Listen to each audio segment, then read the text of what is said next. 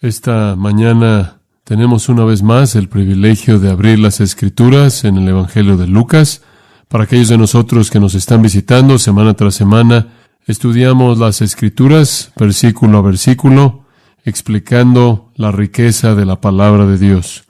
El Nuevo Testamento comienza con 4 evangelios, son llamados Mateo, Marcos, Lucas y Juan, y básicamente son relatos de la vida y ministerio de Jesucristo. Cuando son tomados juntos, presentan el panorama completo.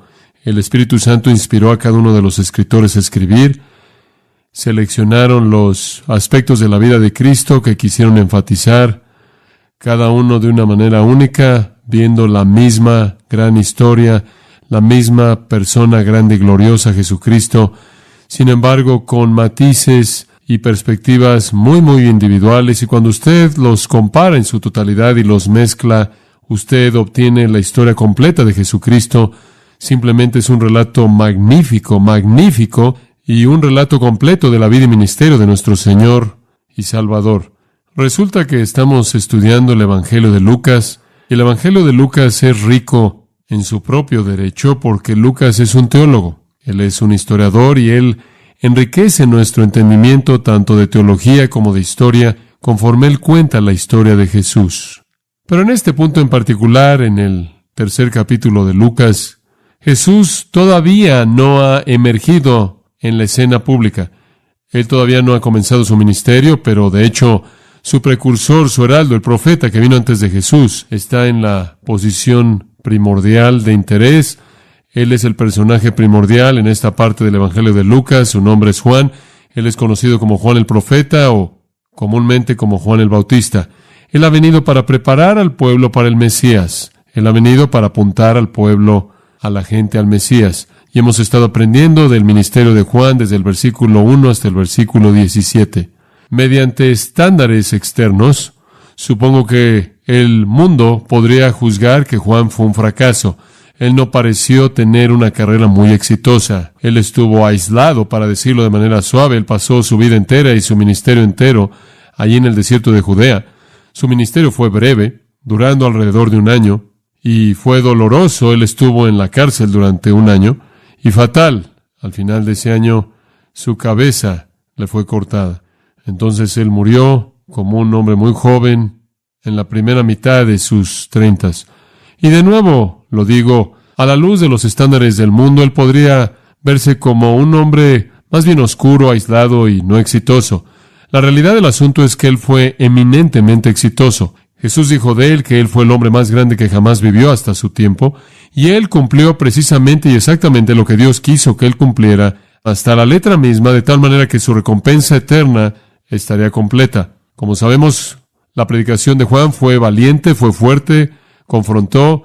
Él presentó verdades duras al decirle a los pecadores lo que realmente necesitaban oír. Él llamó a toda la gente a arrepentirse. Les dijo que si se arrepentían de su pecado, Dios perdonaría sus pecados. Él les dijo que debían creer en el Mesías venidero. Su valentía le costó la vida. Y Juan se convirtió en el primer mártir para Cristo, el primero de muchos a lo largo de los siglos que habrían sufrido y muerto por el Evangelio, y lo hicieron en manos de aquellos que odian el Evangelio y aman sus pecados.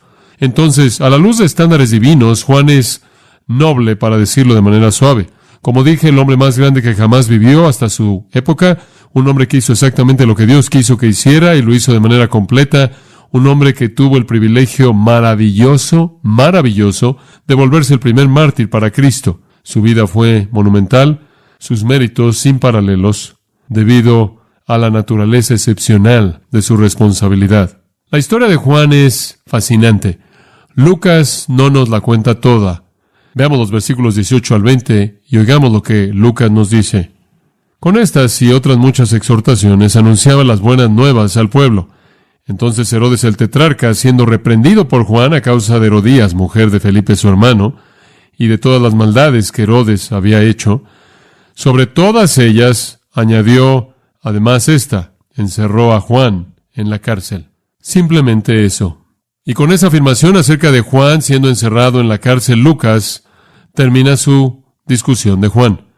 Su relato es muy breve. Realmente no es nada más que un resumen del ministerio de Juan. El versículo 18 resume el ministerio como dando muchas otras exhortaciones mediante las cuales él le predicó el evangelio a la gente, y después hay una afirmación breve acerca del hecho de que él agitó a Herodes y Herodes lo colocó en la cárcel. Ahora, Lucas no tiene la intención de ser cronológico aquí. Herodes, de hecho, no lo metió en la cárcel en este punto. Fue en algún punto después que Herodes lo metió en la cárcel. Pero Lucas busca simplemente cerrar la historia de Juan, y entonces él se adelanta para decirle cómo la historia termina, para que él ahora se pueda volver a Jesús, comenzando en el versículo 21, y Jesús se convierte en el enfoque singular del resto del Evangelio de Lucas. Ahora, en el resto del Evangelio de Lucas, Juan será mencionado, pero únicamente en referencia a Jesús. Jesús ahora ocupará el escenario central y será el personaje primordial, obviamente, en el resto de la historia, y Juan se vuelve secundario, periférico, aunque hay un par de veces cuando él es mencionado en el capítulo 5, capítulo 7 y en el capítulo 9, y veremos esas conforme avanzamos. Entonces, Lucas, al no ser cronológico, simplemente avanza al final de la historia y concluye el ministerio de Juan al decir que él fue colocado en la cárcel, y eso nos dice que el ministerio de Juan esencialmente llegó a un fin. Su ministerio, de hecho, duró 1 año, entonces su ministerio empalmó con el ministerio de Jesús alrededor de 6 meses. Eso quiere decir, si regresamos un poco, que él ministró unos 6 meses, después Jesús vino, comenzó su ministerio, y sus dos ministerios se empalmaron por unos 6 meses. Después Juan fue colocado en la cárcel, él estuvo en la cárcel hasta casi 1 año, y entonces fue ejecutado. Lucas simplemente nos dice que él fue metido en la cárcel porque, de hecho, eso llevó a su fin su ministerio. Su lugar en la escena bíblica como el personaje principal termina aquí. El ministerio de Juan puede ser resumido en el versículo 18 como un ministerio en el que predicaba el evangelio a la gente. ¿Qué es el evangelio? Son las buenas noticias. Eso es lo que evangelio significa. ¿Y cuáles son las buenas noticias? Dios perdonará todos sus pecados si usted se arrepiente y cree en el Mesías, Jesucristo. Versículo 21 dice: aconteció que cuando todo el pueblo se bautizaba, también Jesús fue bautizado. Ahora quiero leerle eso para que usted sepa que eso regresa al trabajo de Juan, porque fue Juan quien estuvo bautizando a la gente, y fue Juan quien bautizó a Jesús, como veremos. Eso es únicamente para apuntar que Lucas nos está presentando el fin de la historia, no cronológicamente. Él no estaba encerrado en la cárcel en este momento, porque el versículo 21 regresa a hablar acerca de su trabajo de bautismo y su bautizo de Jesús. Lucas en el versículo 20 simplemente nos cuenta el fin de la historia, antes de que de hecho sucediera. Ahora, al ver estos 3 versículos, únicamente quiero seleccionar 3 palabras que son muy simples: predicando, personalizando y persecución. Simplemente 3 que espero pueda recordar y nos van a ayudar a desarrollar esta historia. Ahora, para obtener la historia completa, y usted no puede limitarse a estos 3 versículos. La historia es demasiado emocionante y demasiado maravillosa. Esta, francamente, es la novela original del Nuevo Testamento, y simplemente leer nombres como Herodes y Herodías abre esta historia entera que es sorprendente de lo que le sucede a Juan. 3 palabras: predicando, personalizando y después persecución, resumen la historia de Juan. Veamos el versículo 18. Con estas y otras muchas exhortaciones anunciaba las buenas nuevas al pueblo. Ahora, ya hemos visto eso en los versículos 7 al 17.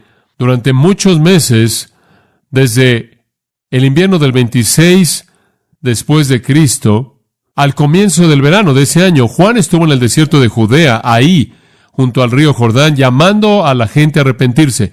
Y usted recordará que toda Jerusalén y Judea estaban saliendo porque estaban emocionados por la venida del Mesías, estaban cansados de la opresión romana y querían que el Mesías llegara y los librara y los liberara. Y entonces están llegando, y cuando oyen que el precursor del Mesías estaba ahí, están preparándose aparentemente para el Mesías.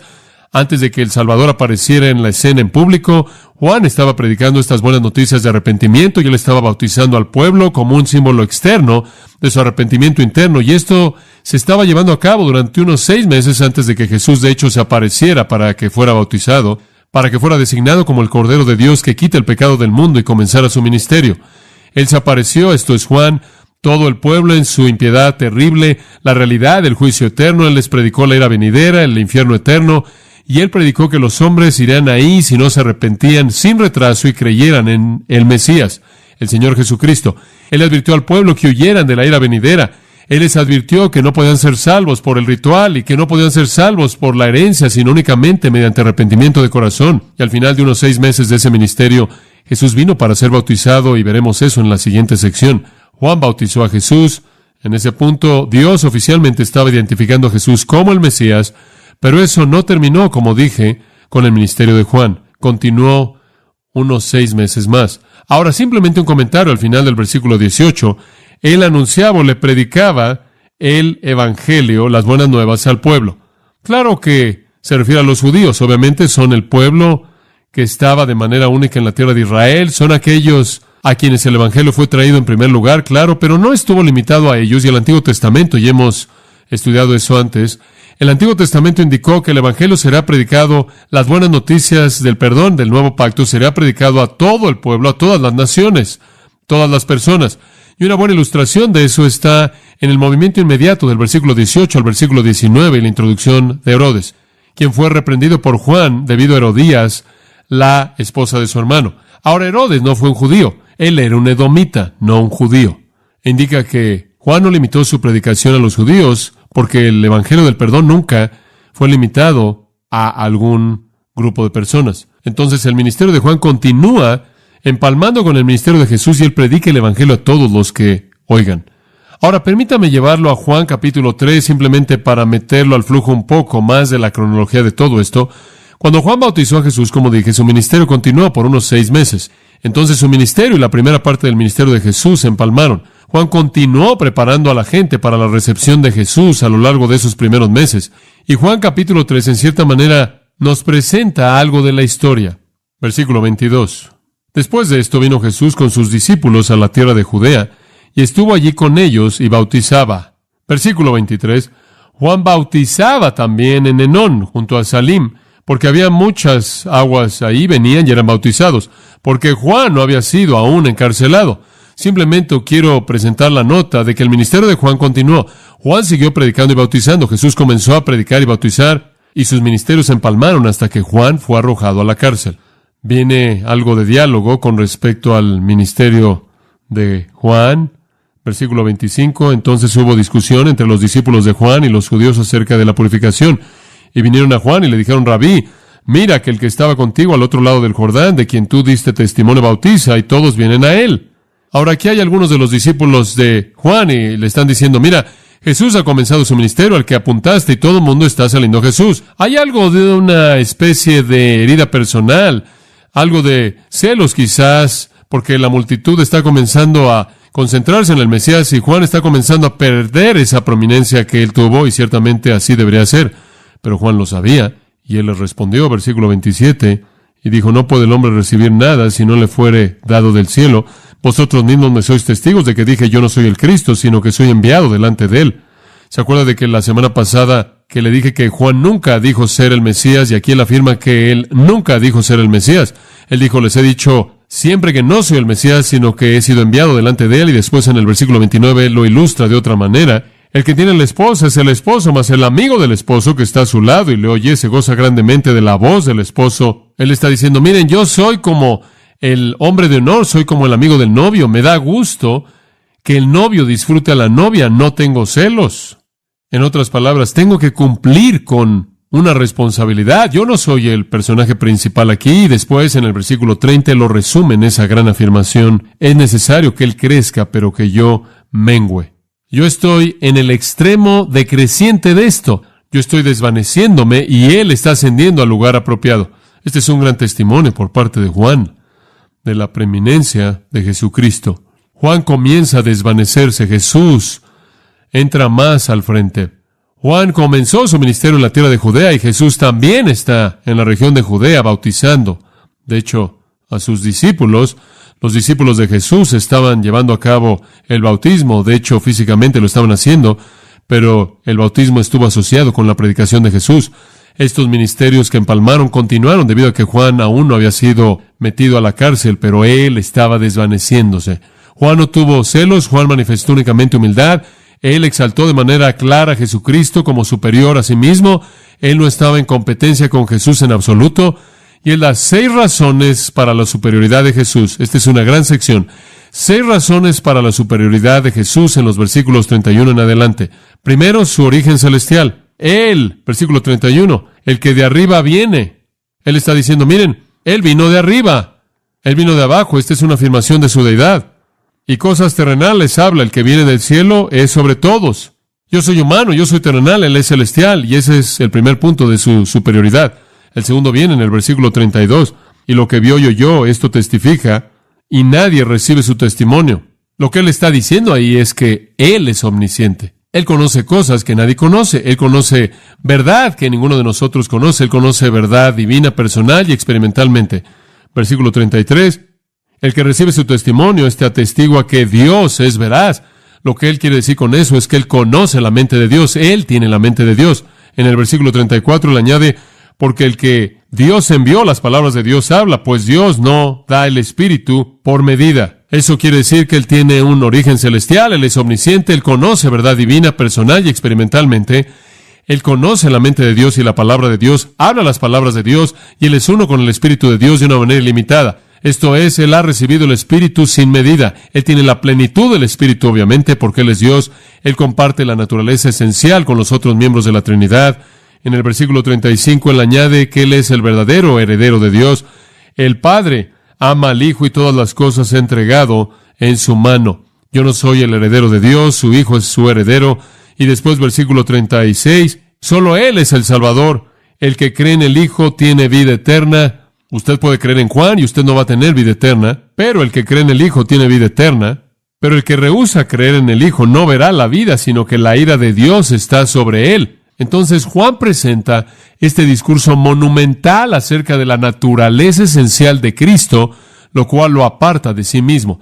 Él es de origen celestial, Él es omnisciente con respecto a la verdad, Él conoce la mente de Dios y la palabra de Dios, Él tiene el Espíritu de Dios sin medida, esto es, Él es uno con el Espíritu de Dios, Él es el verdadero heredero de Dios y solo Él es el Salvador.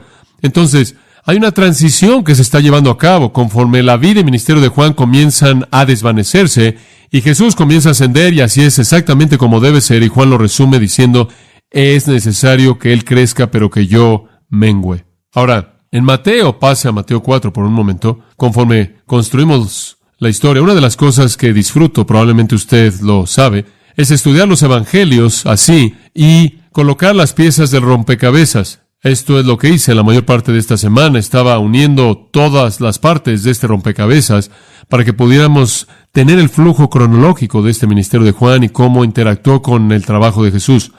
Los ministerios están empalmando. Jesús atraviesa por su bautismo. Después de el bautismo de Jesús, Él enfrentó su tentación. Él tuvo algo de tiempo al principio del ministerio y ministraron juntos en dos lugares diferentes. Hubo un ministerio que decreció en el caso de Juan y un ministerio que ascendió o se incrementó en el caso de Jesús.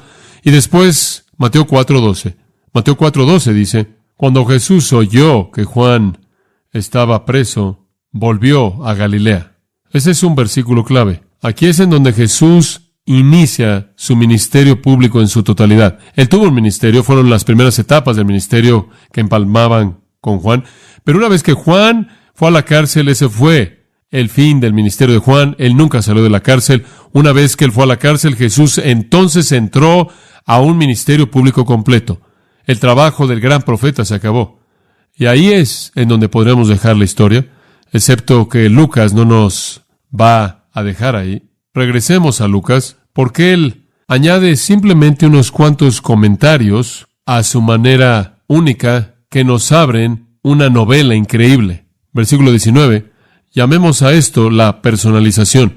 Juan estaba predicando, pero su predicación se volvió muy personal, y el versículo 19 dice, entonces Herodes el tetrarca, siendo reprendido por Juan a causa de Herodías, mujer de Felipe su hermano, y de todas las maldades que Herodes había hecho, sobre todas ellas añadió además encerró a Juan en la cárcel. Personalizando, la valentía de Juan no conoce límites. Él no solo fue un predicador general, él no solo le predicó a la audiencia, él le predicó a individuos. Y en este caso en particular, él reprende a un hombre identificado como Herodes el tetrarca. Ahora ya lo conocimos, regresa al capítulo 3, versículo 1. Herodes fue tetrarca de Galilea y también un área llamada Perea. Y discutimos a detalle las características que identifican a este personaje llamado Herodes. Herodes el tetrarca. Este Herodes es conocido predominantemente en el Nuevo Testamento como Herodes Antipas. Él es el hijo de Herodes el Grande. Herodes el Grande es el Herodes patriarcal quien tuvo todos estos hijos diferentes y dividieron el reino y lo repartió entre sus hijos. Una de las cosas más complejas que seguir al estudiar el Nuevo Testamento es la dinastía herodiana. Tratar de encontrar todas las maneras en las que se entreteje a lo largo de la historia del Nuevo Testamento. Pero Herodes Antipas es una figura fija. Herodes Antipas se convirtió en el gobernante de Galilea y Perea cuando su padre murió en el 4 antes de Cristo. Y él gobernó durante 42 años. Entonces, desde el 4 antes de Cristo, usted sabe, hasta alrededor del 39 después de Cristo, usted tiene a este hombre como el rey títere, no obstante el rey, sobre el área de Galilea y Perea. Eso es mucho tiempo que incluye el ministerio entero de Jesucristo. Desde el nacimiento de Cristo hasta la muerte de Cristo, este hombre estuvo en el poder. Él fue el hermano de Arquelao. Arquelao fue otro hijo de Herodes, cuyo territorio más tarde se le dio a otro Herodes llamado Herodes Agripa. Este Herodes el tetrarca, o Herodes Antipas, es el Herodes conocido del que usted lee cuando usted lee el Nuevo Testamento. Él no fue judío, como dije, él era edomita o un descendiente de Saúl, y en ese sentido, él era menospreciado. Y él fue odiado por los judíos porque él construyó su ciudad capital, Tiberias. Algunos de ustedes han estado conmigo en Tiberias, un lugar hermoso en la costa occidental del mar de Galilea. Esa ciudad originalmente fue construida por Herodes en honor a Tiberio César y fue construido, tristemente, en gran parte para el dolor de los judíos, encima de un cementerio. Después, para empeorar las cosas, él levantó ídolos en lugares públicos, y si hay algo que conocemos acerca de los judíos después de que salieron de la cautividad en Babilonia, fueron purgados de cualquier interés en la idolatría, y esta fue una gran ofensa para ellos. Entonces ellos no tenían nada más que odio hacia este hombre. Probablemente usted lo conoce más por la función que tuvo en la muerte de Jesucristo. He estado estudiando eso porque, como usted sabe, he estado escribiendo un libro titulado El asesinato de Jesús, y uno de los elementos fascinantes de eso es la función que Herodes tuvo en los juicios de Jesús al final de su vida, que llevaron a su ejecución. Entonces usted ve a Herodes involucrado en todo eso en el capítulo 23 de Lucas, lo cual lo haremos en algún tiempo en el milenio, creo yo, si llegamos al capítulo 23 de Lucas. Ahora él es llamado tetrarca, aquí él es llamado un tetrarca. Literalmente, tetra significa gobernante sobre un cuarto, y se dividió esa área en 4 partes, como lo discutimos allá atrás en el versículo 1. No voy a volver a explicar todo eso. Hubieron 4 personas en áreas responsables. Poncio Pilato fue gobernador de Judea, esa es una parte. Herodes fue tetrarca de Galilea y Perea. Su hermano Felipe fue tetrarca de la región de Iturea, Traconitis, y un hombre llamado Lisanias fue tetrarca de Abilene. Entonces, originalmente hubieron 4 partes, pero tetrarca simplemente se convirtió en una palabra que significó un rey títere, un gobernante de rango bajo, un gobernante no muy influyente. Recuerde, Judea, Samaria y Idumea fueron gobernados por Arquelao, y después, más adelante, por Poncio Pilato. Iturea, Traconito, gobernada por Felipe. Abilene, como dije, la cual está en la parte noroeste, fue gobernada por Lisanias. Y Herodes gobernó sobre Galilea y Perea durante todos esos 42 años, y de hecho es Marcos 6:14, en donde él es llamado un rey. Entonces él adoptó el título para sí mismo y la gente lo adoptó. Ahora, el hecho de que él fue un rey pudo haber hecho que algunos predicadores suavizaran su tono. Y digo, ¿qué tan elevado va a ir usted en su condenación en contra del pecado? ¿Y cuán directo va a ser usted? ¿Y cuán personal va a ser usted? ¿Acaso va a hablarle usted nariz a nariz al hombre que tiene poder sobre su vida y le va a decir lo que necesita oír? Bueno, Juan, no fue porque Juan no fue amable, fue porque Juan fue compasivo. El Evangelio, mantenga esto en mente, el Evangelio es un mensaje de arrepentimiento, pero un mensaje de arrepentimiento para llene en el espacio en blanco perdón de pecados. Y lo más amable que usted le puede decir a alguien es que Dios perdonará todos sus pecados si se arrepiente, ¿verdad? Esas son buenas noticias. Estas no son malas noticias. Estas son muy buenas noticias. Y mientras que la verdad es dura porque debe exponer el pecado, al mismo tiempo es misericordiosa porque trae perdón. Y Juan reprendió de manera directa a este hombre, Herodes. Él lo reprendió. Ese es un participio presente pasivo, y digo eso porque lo que significa un presente pasivo participio es acción continua. Lo que usted tiene aquí es una indicación de que esto es algo que Juan probablemente hizo regularmente. Él exhibió continuamente el pecado de este hombre. Él desafió la moral de este gobernante. Él desafió la moral de este edomita. Y dice al final del versículo 19, y de todas las maldades que Herodes había hecho, y ni siquiera son enlistadas para nosotros. Usted puede estudiar la historia por sí mismo y usted descubrirá que la vida del hombre haría una marca negra en un pedazo de carbón. Pero había una cosa que sobresalió en todo esto, y eso es indicado en el versículo 19, por Herodías, la esposa de su hermano. Ahora, los problemas matrimoniales no fueron algo nuevo para los Herodes. Herodes el Grande, está listo para escuchar esto, tuvo 10 esposas. 10 esposas. Entonces, realmente no esperaremos que su hijo Herodes Antipas tuviera un estándar muy elevado de conducta sexual o del matrimonio, y no lo tuvo. Y esta historia de Herodes y Herodías es la primera novela en el Nuevo Testamento. Ahora, permítame contarle un poco de él. Herodes fue poderoso. Herodes estaba gobernando bajo la autoridad de el César. Él, de hecho, gobernó esa área, Galilea y Perea, desde la costa del Mediterráneo en el norte al este del Jordán, desde el mar de Galilea en el norte hasta la punta de abajo del Mar Muerto. Entonces, esa es el área en donde Herodes estuvo gobernando, Judea. Samaria estaba en la costa oeste, el mismo lugar en donde Juan ministró. Entonces, Juan realmente estaba confrontando a su propio dictador, a su propio gobernante. Ahora, Herodes vivió en la ciudad de Tiberias, la cual él construyó sobre el cementerio. No hay registro, por cierto, y me parece que esto es fascinante, que Jesús jamás visitó esa ciudad, y el mar de Galilea es un lugar pequeño. Usted literalmente puede estar de pie en un extremo y ver el otro extremo, estar de un lado y ver el otro lado, y usted puede cruzar ese lago de manera muy breve si usted está manejando. Lo podría hacer en una cantidad razonable de tiempo si usted está caminando. No es un área realmente muy grande, entonces cuando usted lo piensa, Jesús habría estado muy cerca de todas las ciudades y aldeas alrededor de esa área. Sin embargo, en su vida entera de ministerio en Galilea, él ni una vez se reporta que él fue a la ciudad de Tiberias. Quizás él se mantuvo alejado para evitar Herodes, debido a que fue su padre, recuerde, fue el padre de Herodes, Herodes el Grande, quien masacró a todo bebé niño alrededor de Belén para evitar que otro rey viniera. Y fue también su padre quien había asesinado a su propia familia. Él asesinó a gran parte de su propia familia.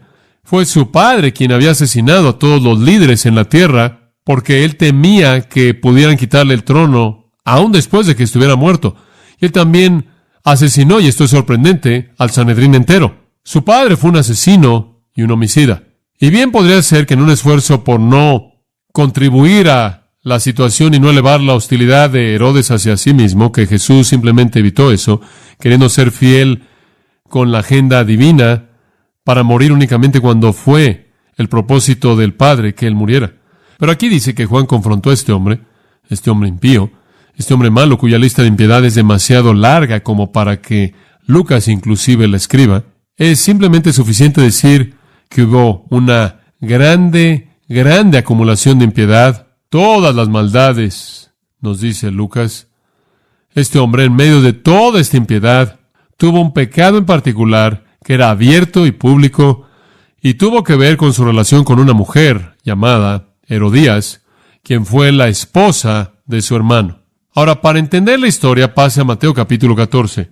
Mateo capítulo 14, usted va a descubrir que esto es fascinante. Vamos a ver si podemos avanzar a lo largo de esto. Mateo 14:1. En aquel tiempo Herodes el tetrarca oyó la fama de Jesús. Ahora, cuando llegamos a Mateo 14, Jesús ya comenzó su ministerio y Juan ya ha sido metido en la cárcel y Juan ya está muerto.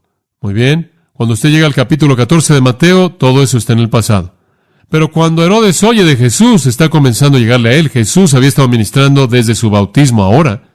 Probablemente más de un año ha pasado. Juan ha sido encarcelado, probablemente ha estado en la prisión ahora. Bueno, no sabemos exactamente por cuánto tiempo. Él ha sido ejecutado. Todo eso está en el pasado. Ahora Jesús está ministrando. Juan está fuera de la escena. Herodes está viviendo en el lujo. Herodes está viviendo en su pereza opulenta, poniendo poca atención. Él, de cualquier manera, no fue un judío. Los 12 están predicando. Hay predicación llevándose a cabo por parte de Jesús y los 12. Hay sanidades. Se están liberando a personas de demonios y está comenzando a agitar al país. Y los judíos, como usted sabe, resienten a Herodes grandemente y él también lo resiente. Los judíos lo resienten por muchas razones. Él fue el hijo de la cuarta esposa de Herodes, Maltase, quien fue una samaritana. Ahora, si usted sabe algo acerca de cómo los judíos pensaban acerca de los samaritanos, usted sabe por qué ellos habrían odiado este producto de una mujer samaritana, y un padre edomita. No podía ser más malo que esto. Los edomitas fueron maldecidos en el Antiguo Testamento, y los samaritanos fueron odiados porque los samaritanos fueron una raza de personas que fueron el producto de judíos que fueron desleales al judaísmo, que se habían casado con paganos y habían producido la raza no pura llamada samaritanos. Y los odiaban tanto que cuando alguien en el sur quería ir al norte, evitaban el país de Samaria porque no querían colocar sus pies en esa tierra maldecida. Esa es la razón por la que fue tan increíble y asombroso que Jesús reveló primero quién fue Él y predicó el Evangelio a una mujer samaritana. De todas las cosas. No solo era asombroso que Él habló a una mujer, sino que una mujer samaritana. Odiaban a los samaritanos. Y estaba Herodes el tetrarca, el hijo de un edomita, que fueron maldecidos en el Antiguo Testamento, y una mujer samaritana que fue odiada por los judíos, una descendiente gentil odiada de Saúl, que se había casado con una samaritana menospreciada, especialmente repulsivo para los judíos. Pero para este tiempo Él está en su año 32 de gobierno, y Él oyó de Jesús, y Él está turbado por esto, y notará cuán turbado está en el versículo 2. Este es Juan el Bautista. Ha resucitado de los muertos, y por eso actúan en Él estos poderes. Hombre, este es un hombre paranoico. Él piensa que Jesús es Juan el Bautista resucitado de los muertos. Él ha regresado de los muertos. Adivine por qué. Si Él ha regresado de los muertos, ¿qué cree usted lo que está buscando? Herodes cree que lo está buscando a Él. Después de todo, Él es el que le había cortado la cabeza. Ahora, Herodes no originó esa idea de que Jesús fue un Juan resucitado. Herodes no fue el origen de esto. En Lucas 9:7, Herodes el tetrarca oyó todo lo que estaba sucediendo. Él estaba grandemente sorprendido porque se dijo por algunos que Juan había resucitado de los muertos. Entonces se había esparcido la idea de que este podría ser Juan que había resucitado de los muertos. Y Herodes dijo: yo mismo decapité a Juan, pero ¿quién es este hombre de quien oigo estas cosas? Y él estuvo tratando de verlo. Él quería ver si de hecho era Juan, porque él conocía a Juan también. Él había estado en la cárcel un año antes de que fue ejecutado, casi un año. Entonces, no es que él fue el origen de esto, simplemente había este rumor de que Jesús de hecho era Juan resucitado de los muertos, y ese rumor francamente aterró a Herodes. Marcos 6:14, el rey Herodes oyó, su nombre se había llegado a conocer bien, la gente estaba diciendo: Juan el Bautista ha resucitado de los muertos, y esa es la razón por la que estos poderes milagrosos están operando en él. Bueno, eso le da a usted una idea de cuán prominente fue Juan. Pero Herodes, cuando oyó esto, dijo: Juan, a quien decapité, ha resucitado, con admiración. Entonces el hombre estaba en un estado de paranoia porque él cree que Juan ha resucitado de los muertos. ¿Y por qué está en pánico por esto? Bueno, regresemos por un momento al pasado. El versículo 3 regresa a decirle a usted por qué él tenía tanto miedo. Porque Herodes había prendido a Juan y le había encadenado y metido en la cárcel por causa de Herodías, mujer de Felipe, su hermano. Ahora regresamos a entender la paranoia de Herodes. Ahora vamos a regresar para descubrir por qué él está tan aterrado ante el prospecto de que Juan haya resucitado de los muertos. Ahora, simplemente un comentario al margen. Juan no resucitó de los muertos. Jesús no es un Juan resucitado. Jesús es Jesús, mayor que Juan, como Juan lo señaló en el 3 capítulo del Evangelio de Juan, que le leí a usted antes. Pero esto nos da la historia. Cuando Herodes arrestó a Juan, él lo encadenó y lo colocó en la prisión debido a Herodías, la esposa de su hermano Felipe. Porque Juan había estado diciendo repetidamente: no te es lícito tenerla. Usted tiene que amar a Juan. Me encantaría que tuviéramos algunos Juanes que se pusieran de pie ante la gente prominente. Y él se mantuvo diciendo esto en público: esto no te es lícito, esto no está bien, no puedes tener esta mujer. Ahora, la valentía de Juan fue un llamado al arrepentimiento. Él está llamando a este hombre a arrepentirse de este pecado. Y él le va a decir claro en este proceso que hay perdón. Si este rey no muy importante, pagano, impío, se arrepiente, Dios lo perdonará y su alma eterna será salva. Un poco de trasfondo. Nos dice en el versículo 3 que Herodías es la esposa de su hermano Felipe. Ahora, simplemente trate de seguir esto si usted puede. Este es un examen. Herodes estuvo casado en ese entonces con la hija del rey de los árabes de Nabatea, Aretas llamado. Aretas fue el rey. Herodes se había casado con su hija. Pero Herodes tuvo un hermano en Roma llamado Felipe. Él tuvo dos hermanos llamados Felipe. Uno fue Felipe el tetrarca, que estaba gobernando en esa área, como mencioné, Traconito e Iturea. Pero él tuvo otro hermano llamado Felipe, que estuvo en Roma. Él fue un ciudadano privado. En cierta manera fue un hombre de negocios. Él no tuvo ningún gobierno. Y él fue desheredado. Él nunca recibió nada de su padre, Herodes el Grande, tierra ni gobierno, porque él fue muy menospreciado, aparentemente por su propia madre. Entonces, hubo mucho de eso en la familia de Herodes, debido a que hubieron 10 esposas y estos hijos que nacieron de todas estas mujeres diferentes. Entonces, hubieron 2 Felipes. De hecho, fueron medios hermanos. Uno fue un gobernante y uno fue un ciudadano privado en Roma. Bueno, el Felipe de Roma tuvo una esposa llamada Herodías.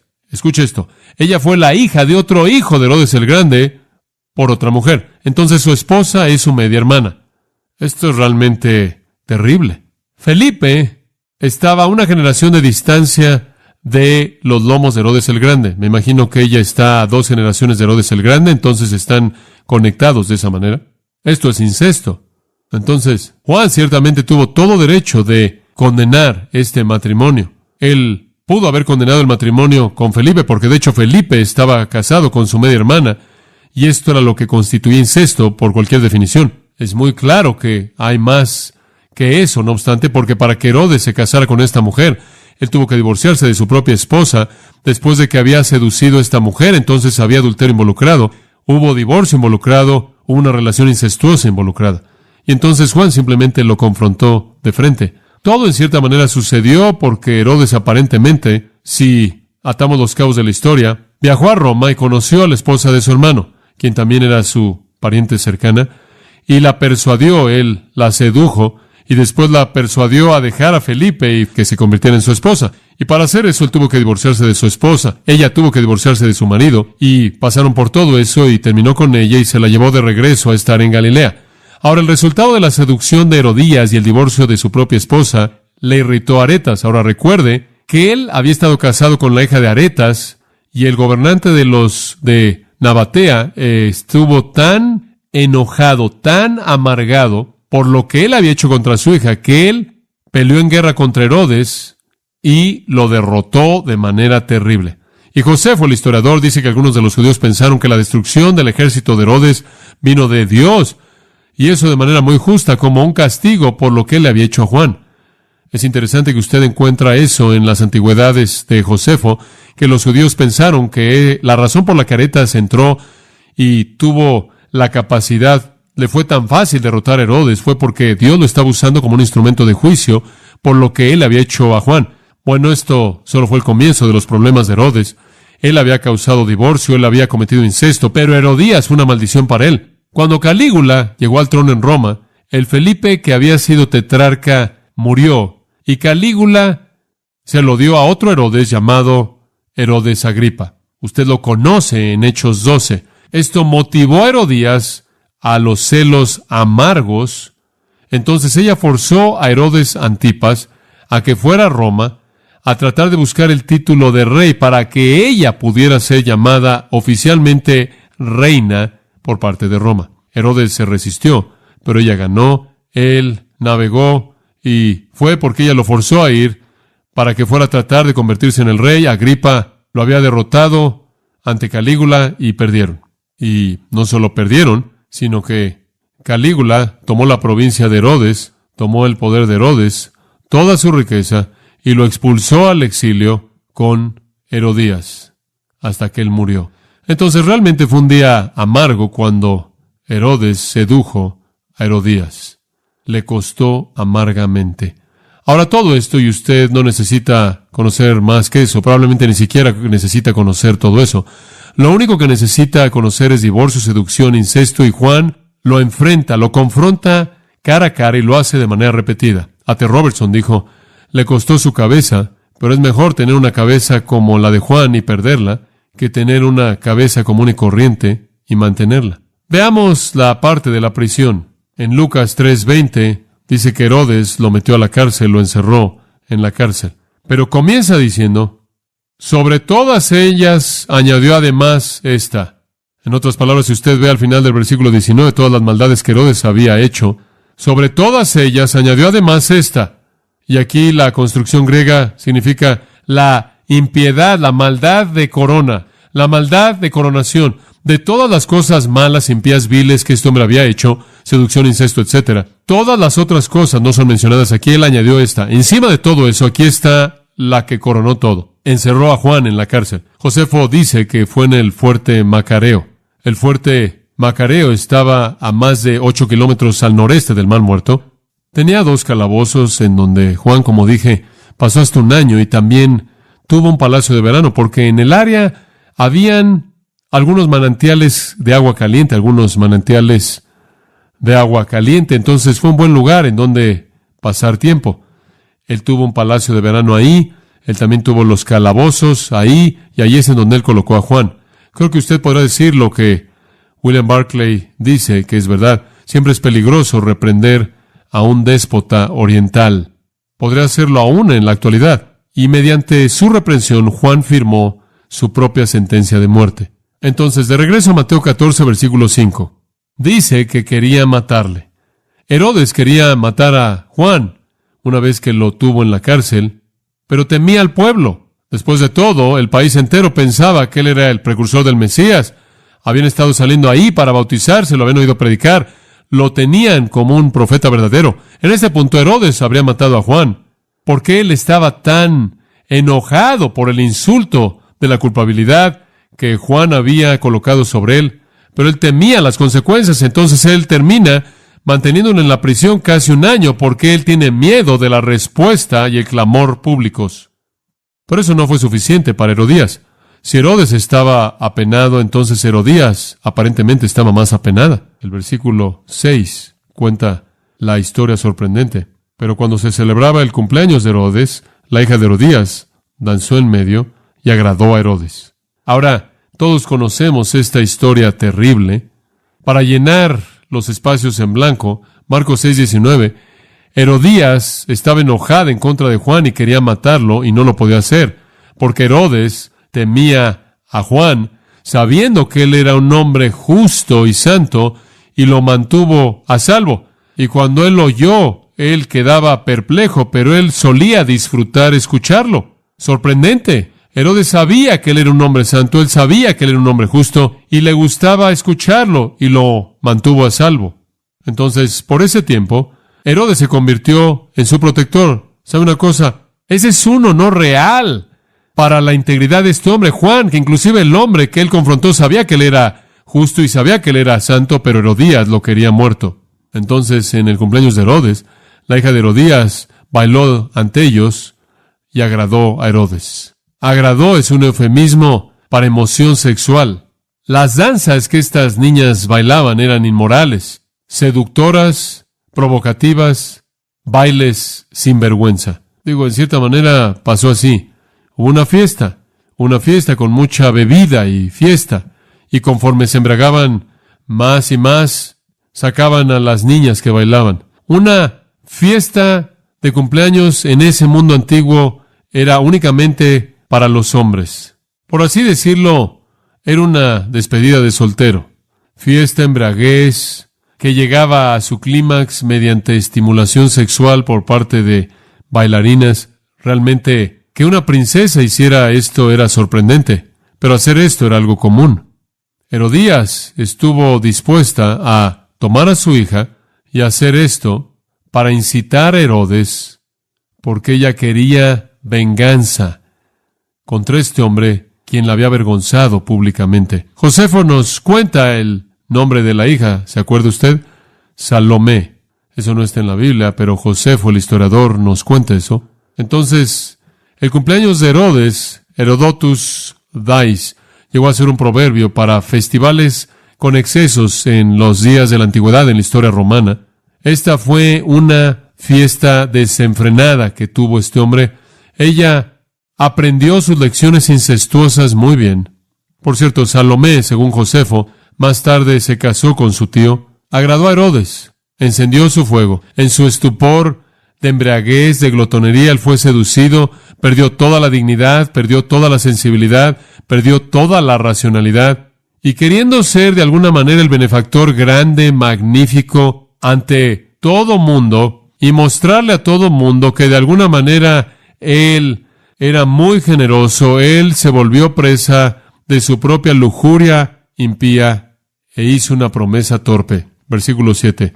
Por lo cual éste le prometió con juramento darle todo lo que pidiese. Y eso echó a andar el complot. Ella, instruida primero por su madre, dijo: dame aquí en un plato la cabeza de Juan el Bautista. Esta niña probablemente tiene 16, 17 años de edad. Ella la quería, por favor observe, ahora.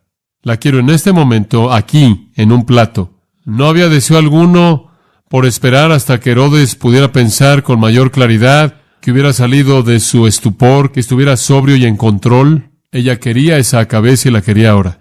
Él fue demasiado orgulloso como para romper su juramento público. Él estaba tratando de mostrar cuán magnánimo él era, lo magnífico que era, y él se había colocado en una esquina.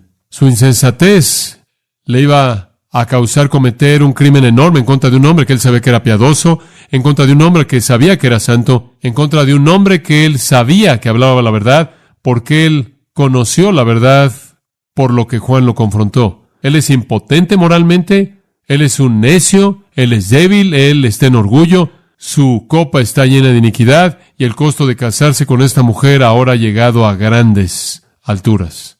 Y entonces en el versículo 9, entonces el rey se entristeció, pero a causa del juramento y de los que estaban con él a la mesa.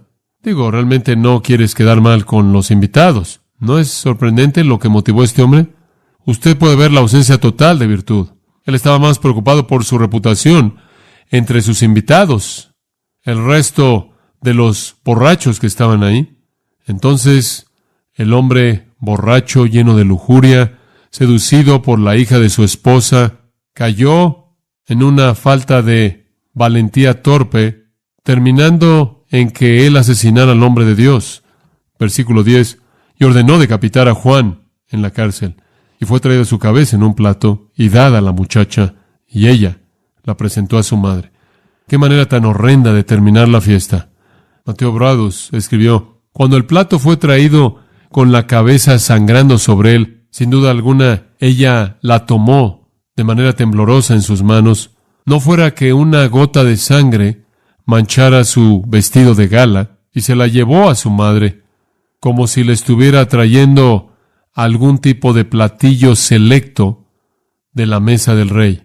No era raro traer la cabeza de alguien que había sido matado a la persona que la había ordenado, como una prueba segura de que el mandato había sido obedecido. Cuando la cabeza de Cicerón fue traída a Fulvia, la esposa de Marco Antonio, ella le escupió y sacando la lengua que se había opuesto de manera tan elocuente y había condenado a Antonio, ella perforó esa lengua con su pasador del cabello con gestos amargos. Jerónimo se refiere a este incidente y dice que Herodías hizo lo mismo con la cabeza de Juan. Le escupió, le jaló la lengua y la perforó.